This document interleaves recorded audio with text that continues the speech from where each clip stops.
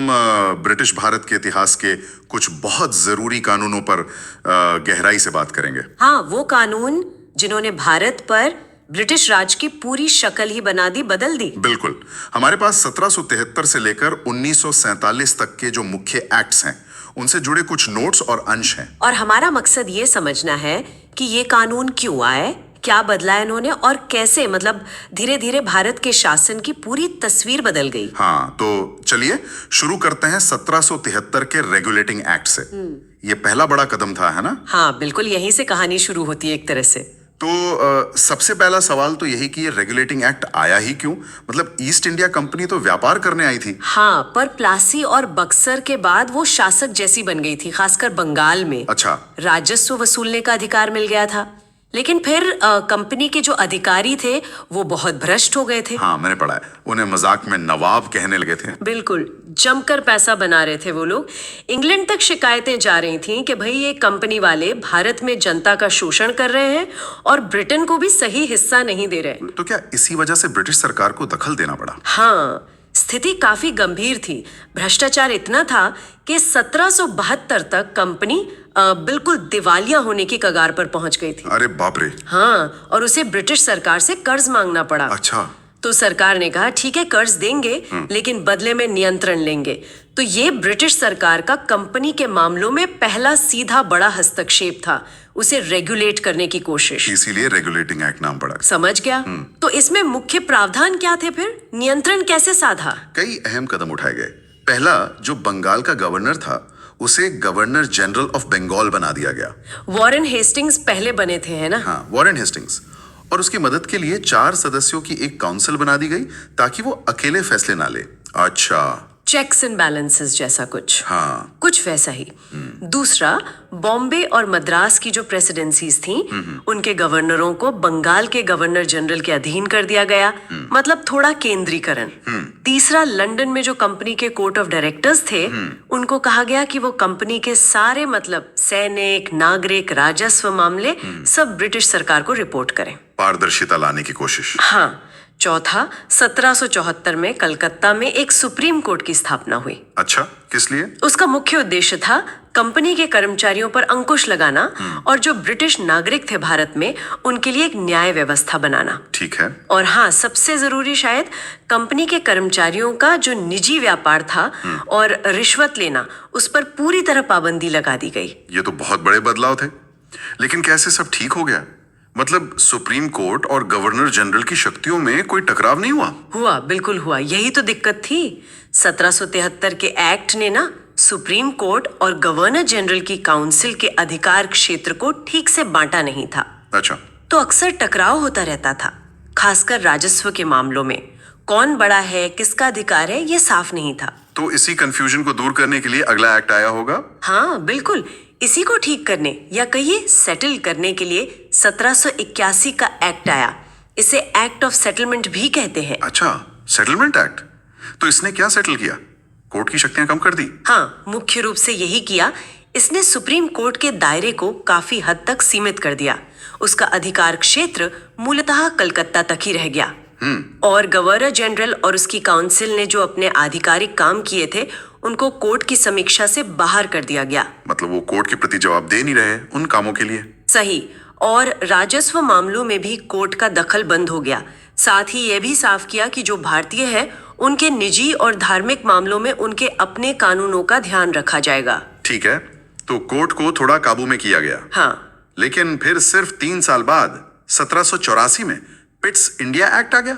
William पिट तब प्रधानमंत्री थे शायद। हाँ, पिट द यंगर। हाँ, तो अब ब्रिटिश सरकार को लगा कि कंपनी पर और कसकर लगाम कसनी पड़ेगी। निश्चित रूप से। सरकार को अब तक ये एहसास हो गया था कि भाई ये ईस्ट इंडिया कंपनी सिर्फ व्यापारिक कंपनी नहीं रही। हाँ, वो तो एक राजनीतिक और सैन्य ताकत बन चुकी थी। बिल्कुल। और लंदन में बैठी सरकार इस ताकत पर सीधा नियंत्रण चाहती थी। पिट्स इंडिया एक्ट का सबसे बड़ा मकसद यही था, कंपनी के राजनीतिक मामलों को ब्रिटिश सरकार के सीधे कंट्रोल में लाना। तो इसने ये किया कैसे? क्या कंपनी के काम बांट दिए गए? हाँ, यही सबसे बड़ा बदलाव था। इसने कंपनी के व्यापारिक यानी कमर्शियल और राजनीतिक यानी पॉलिटिकल कामों को बिल्कुल साफ साफ अलग कर दिया। अच्छा। व्यापारिक मामले तो पहले की तरह कोर्ट ऑफ डायरेक्टर्स देखते रहे, जो कंपनी के शेयर होल्डर्स चुनते थे। ठीक है। लेकिन राजनीतिक, सैनिक और राजस्व से जुड़े जितने भी मामले थे, उनके नियंत्रण के लिए एक नया निकाय बनाया गया, board of control. Board of control, इसमें कौन लोग थे? इसमें 6 सदस्य होते थे, जिनमें ब्रिटिश कैबिनेट के मंत्री भी शामिल थे। असली ताकत इसी बोर्ड के पास थी। तो कोर्ट ऑफ डायरेक्टर्स का क्या हुआ? कोर्ट ऑफ डायरेक्टर्स को बोर्ड ऑफ कंट्रोल के आदेश मानने पड़ते थे। मतलब अब कंपनी पूरी तरह स्वतंत्र नहीं रही। तो यहीं से वो द्वैध शासन या ड्यूअल गवर्नमेंट की शुरुआत हुई जिसके बारे में हम पढ़ते हैं। बिल्कुल सही। एक तरफ कंपनी का कोर्ट ऑफ डायरेक्टर्स, दूसरी तरफ ब्रिटिश सरकार का बोर्ड ऑफ कंट्रोल। ये व्यवस्था फिर 1858 तक चली। काफी हद तक ब्रिटिश सरकार की एक एजेंट बन गई थी। फिर लगभग 30 साल तक यही चला और फिर आया 1813 का चार्टर एक्ट। हाँ, 1813 तक ब्रिटेन में काफी कुछ बदल चुका था। औद्योगिक क्रांति जोरों पर थी। और दूसरे ब्रिटिश व्यापारी भी भारत के साथ व्यापार करना चाहते होंगे। कंपनी का एकाधिकार उन्हें खटकता होगा। बिल्कुल, उन पर जबरदस्त दबाव था कि ईस्ट इंडिया कंपनी की मोनोपोली खत्म की जाए। 1813 के एक्ट ने मुख्य रूप से यही किया।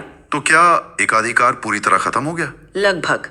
कंपनी का भारत के साथ व्यापार का एकाधिकार खत्म कर दिया गया, सिवाय 2 चीजों के, चीन के साथ व्यापार और चाय का व्यापार। अच्छा, चाय और चीन को छोड़कर बाकी सबके लिए दरवाजे खुल गए। हाँ, अब कोई भी ब्रिटिश व्यापारी भारत आकर व्यापार कर सकता था। और इस एक्ट में शिक्षा और धर्म को लेकर भी कुछ बड़े कदम उठाए गए थे ना? हाँ, 2 बहुत महत्वपूर्ण बातें हुई। पहली बार भारतीयों की शिक्षा के लिए सालाना 1 लाख रुपए का प्रावधान किया गया। 1 लाख रुपए उस जमाने में ये बड़ी रकम रही होगी। हाँ, काफी बड़ी। इसका एक मकसद तो शायद ये भी था कि प्रशासन में निचले स्तर पर काम करने के लिए कुछ पढ़े लिखे भारतीय मिल सकें जो अंग्रेजी समझें। लेकिन इस पर बहस भी तो छिड़ गई थी कि पैसा किस तरह की शिक्षा पर खर्च हो। हाँ, वो मशहूर आंग्ल प्राच्य विवाद, एंग्लो ओरिएंटलिस्ट कंट्रोवर्सी शुरू हुआ कि पैसा पश्चिमी शिक्षा पर खर्च करें या पारंपरिक भारतीय भाषाओं और ज्ञान पर। ठीक है, और दूसरी अहम बात क्या थी? दूसरी अहम बात थी ईसाई मिशनरियों को भारत आकर अपना धर्म प्रचार करने की कानूनी इजाजत मिल जाना। अच्छा, पहले ये इजाजत नहीं थी? आधिकारिक तौर पर नहीं थी या बहुत सीमित थी। अब उन्हें पूरी छूट मिल गई। और हाँ, इस एक्ट ने भारतीय क्षेत्रों पर ब्रिटिश क्राउन की संप्रभुता को भी और मजबूती से जताया। तो 1813 ने व्यापार खोला, शिक्षा की बात की, मिशनरियों को बुलाया। फिर 20 साल बाद 1833 का चार्टर एक्ट। तब तक तो कंपनी का जो बचा खुचा व्यापारिक एकाधिकार था उसे भी खत्म करने का दबाव बन गया होगा। हाँ, बिल्कुल। ब्रिटेन के व्यापारी अब चीन के साथ व्यापार और चाय के व्यापार पर भी कंपनी का एकाधिकार खत्म करवाना चाहते थे। तो क्या 1833 के एक्ट ने ये कर दिया? हाँ, 1833 के एक्ट ने कंपनी का चाय और चीन के साथ व्यापार का एकाधिकार भी पूरी तरह समाप्त कर दिया। तो अब कंपनी क्या बन गई? सिर्फ एक प्रशासनिक संस्था? बिल्कुल। अब कंपनी की भूमिका पूरी तरह से प्रशासनिक और राजनीतिक रह गई। उसका काम सिर्फ ब्रिटिश सरकार की तरफ से भारत पर शासन चलाना था। व्यापार से उसका कोई लेना देना नहीं रहा। और प्रशासनिक तौर पर इसका सबसे बड़ा असर क्या हुआ? मैंने सुना है केंद्रीकरण और बढ़ गया। हाँ, ये बहुत बड़ा बदलाव था। शासन का अत्यधिक केंद्रीकरण हुआ। जो बंगाल का गवर्नर जनरल था, उसे अब भारत का गवर्नर जनरल बना दिया गया। लॉर्ड विलियम बेंटिक पहले बने थे? सही। और उन्हें पूरे ब्रिटिश भारत के लिए कानून बनाने की असीमित शक्ति दे दी गई। पूरे ब्रिटिश भारत के लिए? तो मद्रास और बॉम्बे का क्या हुआ? मद्रास और बॉम्बे प्रेसिडेंसी की जो कानून बनाने की अपनी शक्ति थी, वो छीन ली गई। सारे विधायी अधिकार गवर्नर जनरल और उसकी काउंसिल में केंद्रित कर दिए गए। बाप रे, पूरा पावर सेंटर में। हाँ, और इसी एक्ट में एक और महत्वपूर्ण सिद्धांत जोड़ा गया था। वो क्या? सेक्शन 87। इसमें कहा गया कि सरकारी नौकरियों में किसी भी भारतीय के साथ उसके धर्म, जन्म स्थान, वंश या रंग के आधार पर भेदभाव नहीं किया जाएगा। ये तो बहुत प्रगतिशील बात लगती है। क्या ये लागू हुआ? देखिए, सिद्धांत के तौर पर ये बहुत अहम था, लेकिन इसे जमीन पर उतारने में, व्यवहार में लाने में अभी दशकों लगने थे। पर हाँ, कानून में ये बात आ गई थी। और दास प्रथा के बारे में भी कुछ था शायद? हाँ, इसी एक्ट ने भारत में दास प्रथा को अवैध घोषित करने की दिशा में कदम बढ़ाने को कहा, जो बाद में 1843 में पूरी तरह खत्म हुई। तो 1833 ने कंपनी को पूरी तरह प्रशासक बनाया, सत्ता का केंद्रीकरण किया और कुछ सिद्धांत भी रखे। लेकिन इतना बड़ा देश और केंद्रीकृत शासन चलाना मुश्किल तो हुआ होगा। हुआ, बिल्कुल हुआ। 1833 के बाद अगले 20 सालों में ब्रिटिश भारत का क्षेत्र और फैल गया। पंजाब जुड़ गया, सिंध आ गया, अवध पर नजर थी। हाँ, डलहौजी का समय था, विस्तार हो रहा था। सही। तो इतने बड़े और जटिल होते जा रहे साम्राज्य को पुरानी व्यवस्था से चलाना मुश्किल हो रहा था। इसीलिए 1853 के चार्टर एक्ट में कुछ बदलावों की जरूरत महसूस हुई। अच्छा, तो 1853 में क्या नया हुआ? क्या केंद्रीकरण कम किया गया? नहीं, केंद्रीकरण कम तो नहीं हुआ, लेकिन शासन को थोड़ा व्यवस्थित करने की कोशिश हुई। इस एक्ट ने पहली बार गवर्नर जनरल की जो काउंसिल थी उसके विधायी यानी कानून बनाने वाले काम और कार्यकारी यानी कानून लागू करने वाले कामों को अलग अलग कर दिया। अच्छा, सेपरेशन ऑफ फंक्शंस जैसा कुछ। हाँ, कह सकते हैं। कानून बनाने के लिए गवर्नर जनरल की परिषद में 6 नए सदस्य जोड़े गए, जिन्हें विधान पार्षद यानी लेजिस्लेटिव काउंसिलर्स कहा गया। तो ये एक तरह से अलग विधान परिषद की शुरुआत थी। बिल्कुल, इसे एक छोटी संसद या मिनी पार्लियामेंट की तरह देखा जा सकता है। भारत में केंद्रीय विधान परिषद की ये औपचारिक शुरुआत थी। और इसमें क्या कोई भारतीय भी थे? इस एक्ट में पहली बार केंद्रीय विधान परिषद में स्थानीय प्रतिनिधित्व लोकल रिप्रेजेंटेशन शुरू करने की बात हुई। उन 6 नए सदस्यों में से 4 सदस्य मद्रास, बॉम्बे, बंगाल और आगरा की प्रांतीय सरकारों द्वारा चुने जाने थे। हालांकि ये प्रतिनिधित्व बहुत सीमित था, पर एक शुरुआत तो थी। और सिविल सेवाओं के बारे में भी कुछ हुआ था। हाँ, एक बहुत बड़ा कदम था। सिविल सेवाओं में भर्ती और चयन के लिए खुली प्रतियोगिता परीक्षा, ओपन कंपटीशन की व्यवस्था शुरू करने का प्रावधान किया गया। मतलब अब कोई भी परीक्षा दे सकता था? सिद्धांततः हाँ। पहले कंपनी के डायरेक्टर्स नॉमिनेट करते थे, अब परीक्षा पास करनी होती थी। लेकिन इसमें एक पेच था। क्या? परीक्षा लंदन में होती थी और अंग्रेजी माध्यम में, तो भारतीयों के लिए इसमें सफल होना बहुत मुश्किल था। पर हाँ, दरवाजा तो खुल गया था। ठीक है, तो 1853 ने विधायिका और कार्यपालिका को अलग किया, विधान परिषद शुरू की और सिविल सेवा में खुली प्रतियोगिता का रास्ता खोला।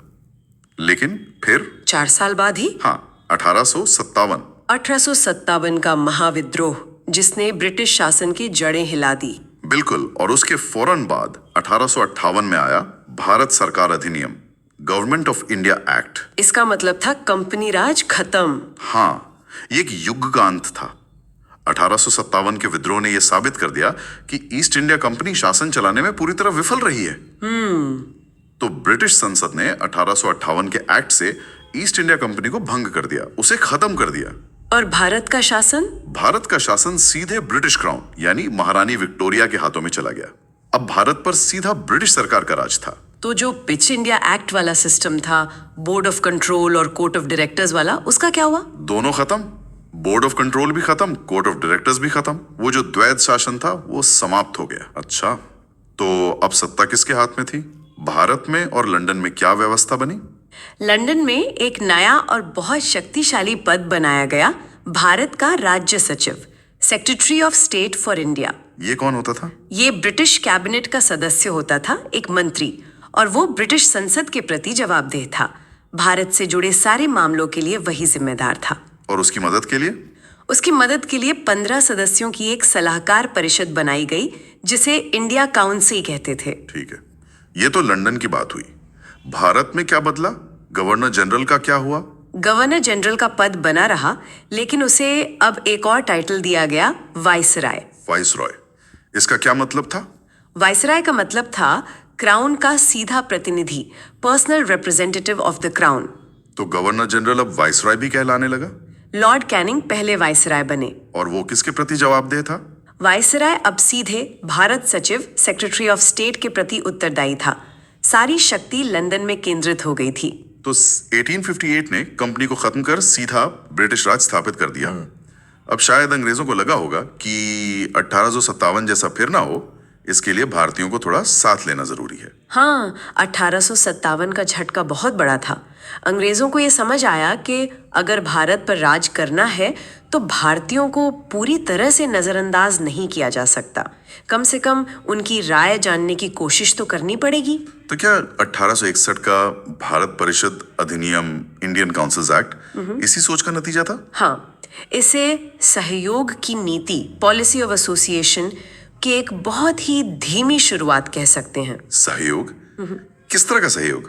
अंग्रेजों को लगा कि अगर कानून बनाने की प्रक्रिया में यानी लेजिस्लेटिव काउंसिल में कुछ भारतीयों को शामिल कर लिया जाए तो शायद जनता का गुस्सा कम होगा और उन्हें पता चलता रहेगा कि लोग क्या सोच रहे हैं। तो क्या इस एक्ट में ऐसा किया गया? हाँ, इस एक्ट ने वाइसरॉय को अधिकार दिया कि वो अपनी निर्धारण परिषद लेजिस्लेटिव काउंसिल में कुछ भारतीयों को गैर सरकारी सदस्य नॉन ऑफिशियल मेंबर्स के तौर पर नामांकित कर सकता है। नामांकित मतलब चुनाव नहीं। नहीं, चुनाव नहीं। वाइसरॉय अपनी मर्जी से चुनता था। लॉर्ड कैनिंग ने 1862 में 3 भारतीयों को नामांकित किया भी, बनारस के राजा, पटियाला के महाराजा और सर दिनकर राव। अच्छा, लेकिन क्या इन नामांकित सदस्यों के पास कोई असली ताकत थी, कोई पावर? नहीं, बिल्कुल नहीं। उनकी भूमिका सिर्फ सजावटी थी। वो केवल सलाह दे सकते थे, न वो बजट पर वोट कर सकते थे, न ही सरकार से सवाल पूछ सकते थे। बस चुपचाप बैठना था। तो बस नाम के लिए शामिल किया गया? हाँ, एक सांकेतिक शुरुआत थी, दिखाने के लिए कि हम भारतीयों को भी शामिल कर रहे हैं। पर इस एक्ट ने एक और अहम काम किया। वो क्या? इसने विकेंद्रीकरण डिसेंट्रलाइजेशन की प्रक्रिया शुरू की। जो विधायी शक्तियां 1833 में बॉम्बे और मद्रास प्रेसिडेंसी से छीन ली गई थी, वो उन्हें वापस दे दी गई। अच्छा, उन्हें फिर से अपने लिए कानून बनाने का अधिकार मिला? हाँ, इसे विधायी विकेंद्रीकरण की शुरुआत माना जाता है और वाइसराय को आपातकाल में अध्यादेश ऑर्डिनेंस जारी करने की शक्ति भी मिली, जो 6 महीने तक लागू रह सकता था। और वो पोर्टफोलियो सिस्टम वाली बात? हाँ, लॉर्ड कैनिंग ने 1859 में जो पोर्टफोलियो प्रणाली यानी विभागीय प्रणाली शुरू की थी, जिसमें वाइसराय की काउंसिल के हर सदस्य को एक या ज्यादा सरकारी विभागों का इंचार्ज बनाया जाता था, उसे इस एक्ट ने कानूनी मान्यता दे दी। ठीक है, तो 1861 में कुछ भारतीयों को नाम के लिए शामिल किया, प्रांतों को थोड़ी शक्ति वापस दी और पोर्टफोलियो सिस्टम पक्का किया। इसके बाद लगभग 30 साल तक कोई बड़ा एक्ट नहीं आया। हाँ, फिर अगला महत्वपूर्ण एक्ट आया 1892 में, भारत परिषद अधिनियम।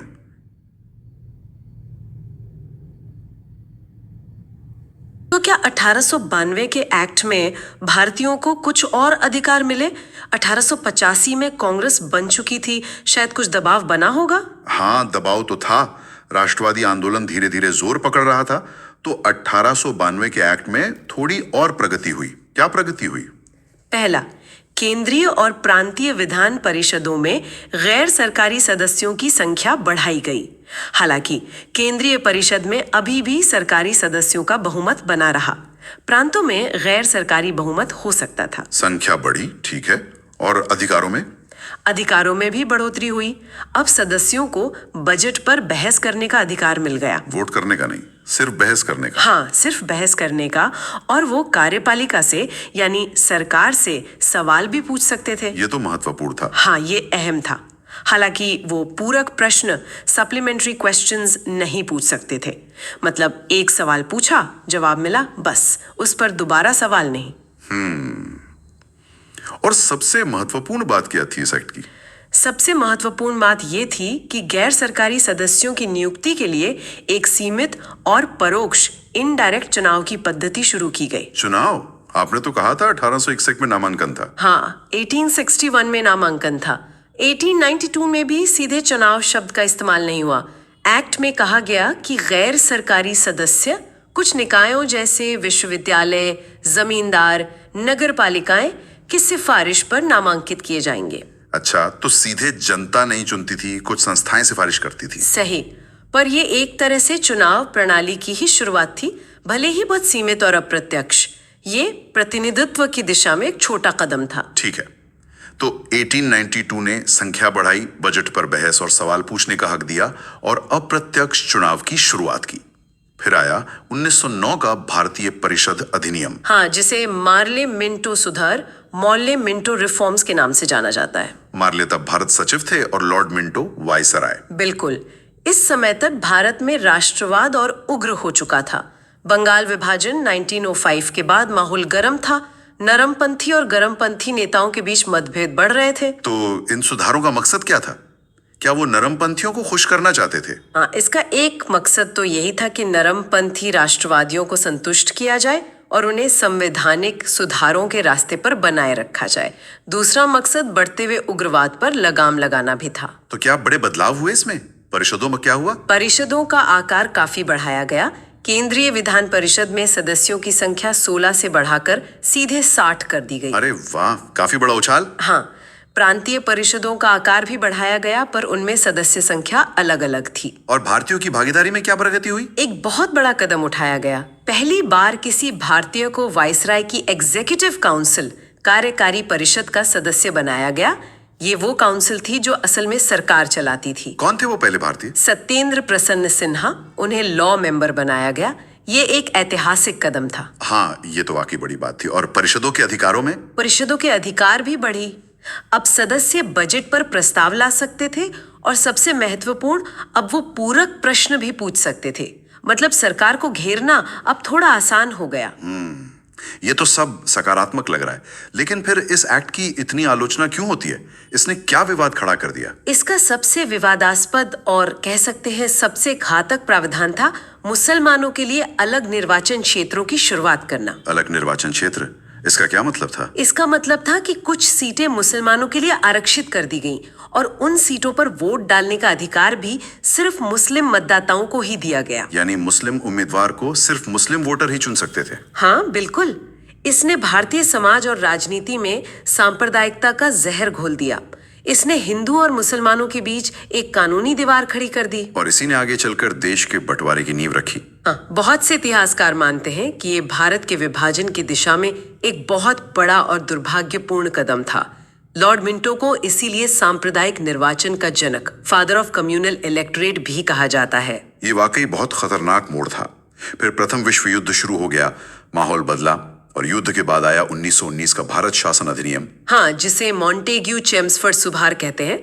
मॉन्टेग्यू भारत सचिव थे, चेम्सफोर्ड वाइसरॉय। इस एक्ट का उद्देश्य क्या बताया गया था? क्या ये वाकई उत्तरदायी शासन की तरफ एक कदम था? हाँ, पहली बार ब्रिटिश सरकार ने आधिकारिक तौर पे ये घोषणा की अगस्त 1917 में कि उनका लक्ष्य भारत में धीरे धीरे उत्तरदायी शासन स्थापित करना है। 1919 का एक्ट इसी घोषणा को लागू करने का प्रयास था। तो क्या कदम उठाए गए उत्तरदायी शासन की तरफ? पहली बार केंद्र और प्रांतों के विषयों को अलग अलग सूचियों में बांटा गया। मतलब ये तय किया गया कि किन मामलों पर केंद्र कानून बनाएगा और किन पर प्रांत। अच्छा, शक्तियों का बंटवारा। हाँ, और फिर प्रांतों में एक नई व्यवस्था लागू की गई जिसे द्वैध शासन कहा गया। द्वैध शासन, ये पिट्स इंडिया एक्ट वाले से अलग था? हाँ, ये अलग था। इसका मतलब था दोहरा शासन। प्रांतीय विषयों को दो भागों में बांटा गया, आरक्षित और हस्तांतरित। आरक्षित और हस्तांतरित, इनमें क्या फर्क था? आरक्षित विषय जैसे पुलिस, वित्त, भू राजस्व, न्याय, ये गवर्नर के सीधे नियंत्रण में रहे।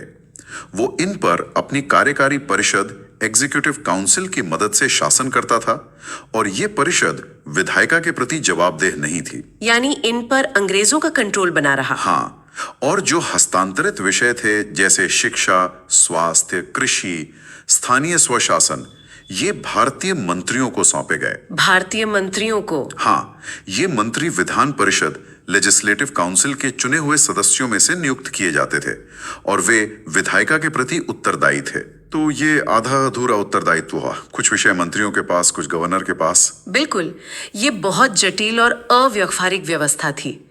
मंत्रियों के पास विभाग तो थे, पर वित्त जैसे महत्वपूर्ण विषय गवर्नर के पास थे, तो वो ठीक से काम ही नहीं कर पाते थे। ये सिस्टम बुरी तरह फेल हुआ। समझ गया। इसके अलावा और क्या खास था 1919 के एक्ट में?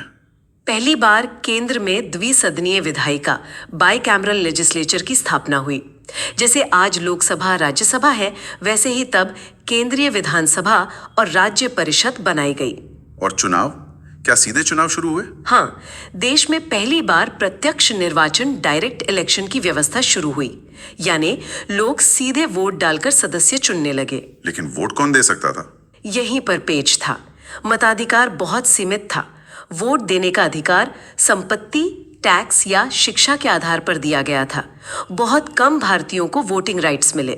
और वो सांप्रदायिक निर्वाचन वाली बात, उसका क्या हुआ? दुख की बात यह है कि उसे खत्म करने के बजाय और बढ़ा दिया गया। अब सिखों, भारतीय ईसाइयों, एंग्लो इंडियन और यूरोपियनों के लिए भी अलग निर्वाचन क्षेत्र बना दिए गए। मतलब बांटो और राज करो की नीति जारी रही। हाँ, इस एक्ट में एक लोक सेवा आयोग पब्लिक सर्विस कमीशन के गठन का प्रावधान भी किया गया जो 1926 में बना और केंद्रीय बजट को राज्यों के बजट से अलग कर दिया गया। तो 1919 के सुधारों से भी भारतीय संतुष्ट नहीं हुए होंगे, खासकर द्वैध शासन और सीमित मताधिकार से। बिल्कुल नहीं, ये सुधार उम्मीदों से बहुत कम थे और इसी एक्ट में ये भी कहा गया था कि 10 साल बाद इसकी समीक्षा के लिए एक आयोग बनाया जाएगा। वही साइमन कमीशन जो 10 साल से पहले ही आ गया। हाँ, 1927 में ही ब्रिटिश सरकार ने सर जॉन साइमन की अध्यक्षता में वो आयोग बना दिया, लेकिन इसमें सारे सदस्य अंग्रेज थे, एक भी भारतीय नहीं। इसीलिए इसका इतना जबरदस्त विरोध हुआ, साइमन गो बैक के नारे लगे। हाँ, पूरे देश में इसका बहिष्कार हुआ। कांग्रेस, मुस्लिम लीग सबने विरोध किया। लाला लाजपत राय की तो विरोध प्रदर्शन के दौरान लाठीचार्ज में चोट लगने से मृत्यु भी हो गई थी। दुखद। तो साइमन कमीशन ने क्या सिफारिशें दी? कमीशन ने अपनी रिपोर्ट 1930 में दी। उसने प्रांतों में द्वैध शासन खत्म करके उन्हें स्वायत्तता देने की बात कही, लेकिन केंद्र में ब्रिटिश नियंत्रण बनाए रखने और सांप्रदायिक निर्वाचन को जारी रखने की सिफारिश की। मतलब भारतीयों को यह मंजूर नहीं हुआ होगा? बिल्कुल नहीं। इसके जवाब में और ब्रिटिश सरकार की चुनौती के जवाब में कि भारतीय खुद अपना संविधान नहीं बना सकते, भारतीय नेताओं ने एक कोशिश की। वो नेहरू रिपोर्ट? हाँ, 1928 में मोतीलाल नेहरू की अध्यक्षता में एक सर्वदलीय समिति बनी जिसने नेहरू रिपोर्ट पेश की। ये भारतीयों द्वारा अपने लिए एक संवैधानिक ढांचा बनाने का पहला बड़ा प्रयास था। इसमें क्या मांगे थी? इसमें भारत के लिए डोमिनियन स्टेटस जैसे कनाडा, ऑस्ट्रेलिया को मिला था कि मांग की गई। एक संघीय ढांचा, मौलिक अधिकार, वयस्क मताधिकार और सबसे महत्वपूर्ण सांप्रदायिक निर्वाचन की जगह संयुक्त निर्वाचन, जॉइंट इलेक्टोरेट्स की वकालत की गई जिसमें अल्पसंख्यकों के लिए सीटें आरक्षित हों। लेकिन क्या इस पर सब सहमत थे? नहीं, यहीं पर दिक्कत हुई। मुस्लिम लीग, खासकर मोहम्मद अली जिन्ना, नेहरू रिपोर्ट से सहमत नहीं थे। उन्होंने अपनी अलग 14 मांगे रख दी। सिख नेता भी पूरी तरह सहमत नहीं थे, तो ये प्रयास सफल नहीं हो पाया। तो फिर Simon commission report, Nehru report, Jinnah की मांगें, इन सब पर विचार करने के लिए गोलमेज सम्मेलन हुए लंदन में। हाँ, 1930 से 1932 के बीच 3 गोलमेज सम्मेलन हुए जिनमें इन सब मुद्दों पर चर्चा हुई।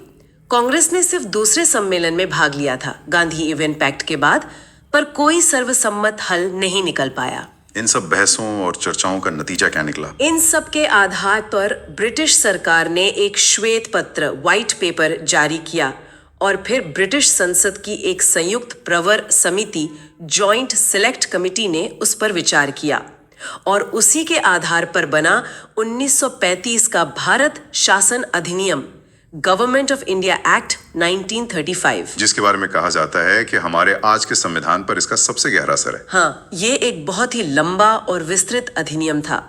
ये ब्रिटिश भारत का सबसे महत्वपूर्ण संवैधानिक दस्तावेज साबित हुआ। इसने भारत में एक पूर्ण उत्तरदायी सरकार की दिशा में एक बड़ा कदम बढ़ाया, हालांकि वो मंजिल अभी दूर थी। इसमें सबसे मुख्य बात क्या थी? वो अखिल भारतीय संघ वाली? हाँ, इसने एक अखिल भारतीय संघ, ऑल इंडिया फेडरेशन बनाने का प्रस्ताव रखा। इसमें ब्रिटिश भारत के प्रांतों के साथ साथ जो देसी रियासतें थीं, उन्हें भी शामिल होना था। तो क्या ये संघ बन पाया? नहीं, ये कभी अस्तित्व में नहीं आ पाया, क्योंकि देसी रियासतों को इसमें शामिल होने या ना होने की छूट थी। और उन्होंने शामिल होने से इनकार कर दिया, तो संघ वाली योजना कागज पर ही रह गई। अच्छा, और शक्तियों का बंटवारा कैसे किया गया? केंद्र और इकाइयों यानी प्रांतों और रियासतों के बीच शक्तियों का बंटवारा 3 सूचियों के आधार पर किया गया। अच्छा। संघीय सूची, प्रांतीय सूची और समवर्ती सूची। अरे ये तो बिल्कुल आज जैसा है। हाँ, ये व्यवस्था यहीं से ली गई है। और जो शक्तियां इन तीनों सूचियों में नहीं थीं, यानी अवशिष्ट शक्तियां, वो वायसराय को दे दी गईं। ठीक है। और प्रांतों के स्तर पर सबसे बड़ा बदलाव क्या था? वो द्वैध शासन का क्या हुआ? प्रांतों के स्तर पर सबसे बड़ा और क्रांतिकारी बदलाव हुआ। प्रांतों से द्वैध शासन पूरी तरह समाप्त कर दिया गया। खत्म कर दिया? तो फिर क्या आया? उसकी जगह प्रांतीय स्वायत्तता लागू की गई। इसका मतलब था कि प्रांतों में अब पूरी तरह से उत्तरदायी सरकारें स्थापित हुईं। यानी सारे विषय भारतीय मंत्रियों के पास? हाँ, गवर्नर अब मंत्रियों की सलाह पर काम करने के लिए बाध्य था। कुछ विशेष परिस्थितियों को छोड़कर मंत्री विधानमंडल के प्रति उत्तरदायी थे। ये 1937 में लागू हुआ और कांग्रेस ने कई प्रांतों में सरकारें बनाई। ये एक बहुत बड़ा कदम था। और केंद्र में क्या वहां भी उत्तरदायी सरकार आई? नहीं, केंद्र में उल्टा हुआ। एक्ट ने केंद्र में द्वैध शासन लागू करने का प्रस्ताव रखा था, यानी कुछ विषय जैसे रक्षा, विदेश मामले गवर्नर जनरल के पास आरक्षित रहने थे और बाकी हस्तांतरित। लेकिन क्योंकि संघीय नहीं बना तो केंद्र का ये द्वैध शासन वाला हिस्सा भी कभी लागू नहीं हुआ। अच्छा। और विधायिका, क्या उसमें बदलाव हुए? केंद्र में द्विसदनीय विधायिका, राज्य परिषद और संघीय सभा बनी रहनी थी। और 11 में से 6 प्रांतों में भी द्विसदनीय व्यवस्था, विधान परिषद और विधानसभा शुरू की गई। का विस्तार किया गया। अब लगभग 10% जनसंख्या को वोट देने का अधिकार मिल गया। महिलाओं को भी वोटिंग अधिकार मिले। ये अच्छी बात थी। लेकिन वो सांप्रदायिक निर्वाचन, वो जारी रहा, बल्कि उसे और ज्यादा बढ़ा दिया गया। अब दलित वर्गों, शेड्यूल कास्ट्स, महिलाओं और मजदूरों के लिए भी अलग निर्वाचन की व्यवस्था कर दी गई। पूना पैक्ट के तहत दलितों के लिए सीटें आरक्षित हुईं, पर संयुक्त निर्वाचन के तहत, यानी बांटने की नीति और गहरी हुई। हाँ, इसी एक्ट के तहत देश में एक संघीय न्यायालय, फेडरल कोर्ट की स्थापना का प्रावधान किया गया, जो 1937 में दिल्ली में स्थापित हुआ। यही बाद में भारत का सुप्रीम कोर्ट बना। और रिजर्व बैंक? हाँ, देश की मुद्रा और साख को नियंत्रित करने के लिए भारतीय रिजर्व बैंक आरबीआई की स्थापना का प्रावधान भी इसी एक्ट के तहत हुआ, जो 1 अप्रैल 1935 को स्थापित हुआ। तो 1935 का एक्ट तो वाकई बहुत व्यापक था।